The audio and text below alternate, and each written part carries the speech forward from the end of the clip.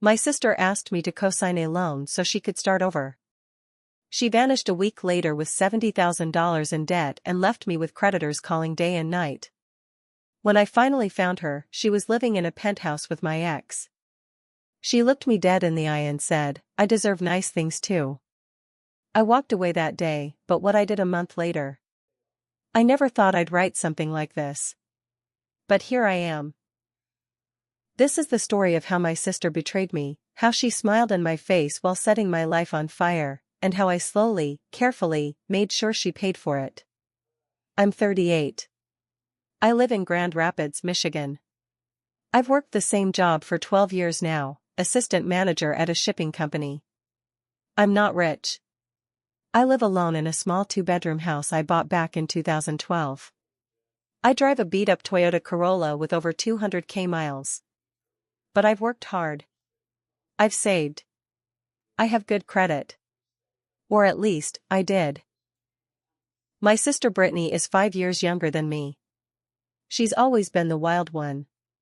Growing up, she was the pretty one, the one who never had to work for anything.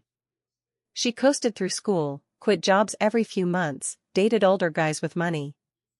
My parents babied her while I had to be the responsible one. I resented it, sure, but I loved her. I always helped her when she needed it. That was my biggest mistake. Back in February, she showed up at my house unannounced. It was late. She was crying, said her boyfriend had kicked her out and she had nowhere to go. I let her stay on my couch. After a few days, she started talking about starting over. Said she found this coding boot camp in Chicago, wanted to get into tech. She made it sound real. Had pamphlets and emails printed out. She said the only thing stopping her was money. She needed $70,000. Tuition, rent, a car, and living expenses. I told her I didn't have that kind of money. She said I didn't have to give her anything, just co-sign a loan. She said she'd pay every cent. That she had a plan. That she was serious this time. That it was her chance to turn her life around. She even cried and told me, "Rachel, please. You're the only one who believes in me." I hesitated. My gut told me not to. But she was my sister. And she seemed so sincere. So I did it. I went with her to the bank. Signed every document. They ran my credit. Everything checked out. A week later, the loan cleared. She hugged me, said I saved her life. That was the last time I saw her. At first, I thought maybe she was busy. I texted, called. No response. After 4 days, her phone was shut off. Her Instagram disappeared. I checked the coding bootcamp's website and called them. They had no record of her enrolling. My stomach dropped. I started getting calls 2 weeks later. The credit line had been maxed out. $70,000 gone in days. I tried to explain that it wasn't me, but they didn't care. I was on the hook. My credit score dropped 150 points in 1 week. I stopped sleeping. I started having panic attacks. Debt collectors called me at work, at home, even called my boss. I couldn't afford the payments, and they didn't care. I was broke. And no one could help. I filed a police report. They said since I signed willingly, there wasn't much they could do unless I proved she stole my identity. She didn't. I signed. I trusted her. Then, about a month later, a friend from high school messaged me. "Is Brittany in Chicago?" she asked. I swear I just saw her at this rooftop bar downtown. I said she might be. She sent me a photo. It was her. She was wearing a tight black dress, heels, holding a champagne glass. Laughing with a group of people. She looked like she didn't have a care in the world. I drove to Chicago the next weekend. I didn't know what I was going to do. I just wanted to see her with my own eyes. It didn't take long to find her. She was living in a penthouse in River North. I figured it out because she couldn't resist tagging herself at places online. She was back on Instagram under a different name. I waited across the street. I sat in my car for over 2 hours. And then she walked out. She was with someone. Jason. My ex-boyfriend. The one I lived with for 3 years. The one who cheated on me last summer, said I was holding him back. I hadn't spoken to him since. Now he was with my sister. I got out of my car. Walked right up to them. She saw me first. She froze. Then smiled. "Rachel," she said, like nothing was wrong. "Wow. You look stressed." I asked her why. I asked her how she could do this to me. She didn't flinch. She just said, "I deserve nice things too."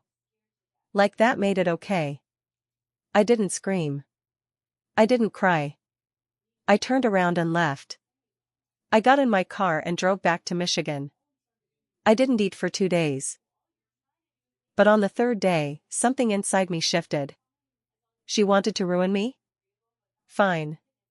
But I'd make sure she never forgot who she screwed over. I started small. I still had copies of all the paperwork. The loan agreements, the emails she sent me, everything. I gathered it all and brought it to a lawyer. I didn't have much money left, but I found a woman named Marla who worked on a sliding scale. She took one look at everything and said, "She didn't just take your credit. She used you as a financial mule." I told her I didn't want to sue. Not yet. I wanted to know what I could do. Marla gave me options. Nothing flashy, nothing fast, but ways to build a case. I started keeping records of everything. Every creditor call, every new charge Brittany made using the loan money. Because here's the thing, she was stupid. She didn't use cash. She used the loan like it was her personal piggy bank. Every purchase was traceable. Designer stores. Hotel bills. Spa visits. She even paid for her new veneers using the loan account. Then I got lucky. I reached out to Jason's boss. He worked in real estate, some mid-level agency in Chicago. I found their website. I made an anonymous report. Told them Jason had a history of fraud and was possibly involved in a financial scam. I attached a few documents that made him look very unstable. A week later, he was fired. That didn't stop him from living off Brittany, though. I needed a bigger move. So I went after the penthouse. I found the leasing company for the building. Pretended to be a potential tenant. Asked about their income requirements. Turns out, Brittany had lied on her rental application. Said she was a tech consultant making $140,000 a year. I forwarded them the real loan info. Anonymously, of course. She was evicted 2 weeks later. That's when she called me. I didn't answer. She left a voicemail. "Rachel, what the hell are you doing? I know it was you. You're being petty. Grow up." I saved that voicemail. Then I called her bank. I told them the full story. I showed them how the loan was misused. It took weeks, but they flagged the account. Froze the remaining funds. She had maybe $2,000 left when they shut it down. She started texting me after that. Apologies, threats, everything in between. "I'm sorry, okay?" I was desperate. "You're ruining my life. I didn't think you'd freak out so hard. I'll pay you back, eventually." I didn't respond. Not once. But I wasn't done. Because the IRS hadn't heard from her in 3 years. So I made sure they did. I filed a report on the fraud line. Sent copies of everything. Loan statements. Her spending. Her fake job claims. Then I called the boot camp she pretended to enroll in and let them know someone was using their name to scam loans. Then I contacted her old employer, who she still listed on LinkedIn, and told them about the financial mess she was dragging their name into. One by one, the walls started closing in. Jason bailed first. I found out through a friend that he moved out and ghosted her after his bank account got flagged for suspicious transfers. Probably afraid of being tied to her mess. She was on her own. I knew she'd hit bottom soon. But I wasn't done watching her fall. I kept watching from a distance. Quiet. Patient. 3 weeks after her eviction, she popped back up on Instagram under a new name, @lux.by.brit. She was trying to rebrand herself as a luxury lifestyle coach. Selling nonsense like vision board templates and financial freedom ebooks for $49.95. She posted old pictures from her penthouse days, pretending her life was still perfect. I reported the account for fraud. So did a few others. It got taken down within a week. But that's not what really ended her little coaching empire. I bought one of her coaching calls. Used a fake name. Burner email.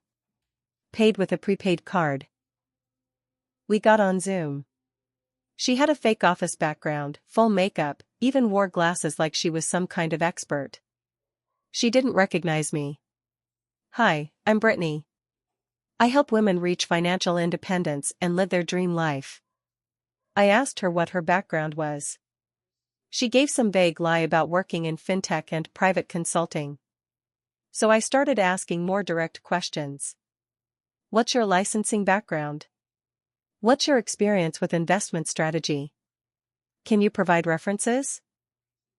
She got rattled. Started stammering. Then hung up. I recorded the whole thing. Then I uploaded the video anonymously to Reddit under the thread, "This luxury coach is scamming people. Here's proof." It went viral. Within 48 hours, 5 of her followers posted about getting chargebacks. One said she had reported Brittany to the FTC. Another claimed they filed a small claims suit for fraud. She tried to go private, but the screenshots were already everywhere. I don't think she ever made another sale after that. Meanwhile, the IRS finally responded. She owed back taxes on the loan, since she spent it on personal items and didn't report it as income. They opened a case. She got hit with a massive fine and an audit. I found out through a mutual acquaintance that she was now sleeping on someone's couch in Aurora, Illinois. Couldn't get a lease. Couldn't get a job because of her tanked credit. Jason blocked her. She had no friends left in Chicago. And then the last twist came from a place I didn't expect. Her ex, the one she said cleaned her out when she first begged me for help. He messaged me. His name was Andre. He said he felt bad for not warning me sooner. She's been doing this to people for years, he wrote. She used me too. Took out credit cards in my name. Emptied my account. I tried to press charges but she disappeared. He sent me copies of his police report. I forwarded them to my lawyer. Marla said, "This changes everything. You're not the only victim anymore. We're building a fraud case now." I felt something then. Not joy. Not even peace. Just the cold, quiet satisfaction of knowing the truth was catching up to her. But the end? That was still coming. The fraud case took 3 more months to pull together. Marla worked hard, piecing everything into a timeline. My loan, Andre's stolen credit cards, the fake job Brittany listed on the apartment lease, and the money she took from at least 3 other people who came forward after that Reddit post. Each one had a similar story. She'd used charm, tears, and lies to get what she wanted. Then vanished. I sat through every legal meeting. Gave every document. Played every voicemail, including the one where she told me, "You're being petty. Grow up." And finally, a detective from Cook County reached out. The case had enough weight now. They issued a warrant. I found out the day they picked her up. She'd been staying with some guy she met on Tinder, telling him she was between jobs. When the cops came, she tried to run down the fire escape in socks and a hoodie. They caught her halfway. The charges were real this time: fraud, identity theft, falsifying documents. She called me from jail.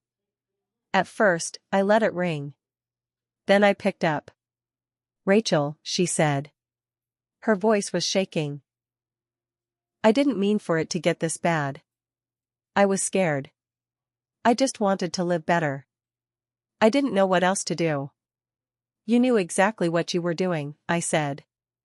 "You looked me in the face and told me you deserved nice things. Now you can enjoy county-issued sheets." She cried. Begged. Said she'd change. Said she needed help. I hung up. She stayed in jail until the hearing. No one bailed her out. At court, I sat 2 rows behind her. She looked smaller. Hair unwashed. No makeup. Public defender at her side. She didn't turn around once. I testified. So did Andre. So did another woman she scammed in Florida. In the end, the judge sentenced her to 2 years in prison, 5 years probation, and ordered restitution. She'll be paying me back, slowly, for the next decade. That loan? Still on my credit. But now there's a fraud case tied to it. I'm working on cleaning it up. I'm not perfect in all this. I ignored my gut. I signed the papers. I let my loyalty blind me. I wanted so badly to believe she could change, I walked right into a trap. But I learned. And she lost everything. The penthouse, the money, the followers, the fake life. She always said she deserved nice things. Now she has 3 meals a day, a cot, and a roommate named Carla who doesn't like sharing. Seems fair to me.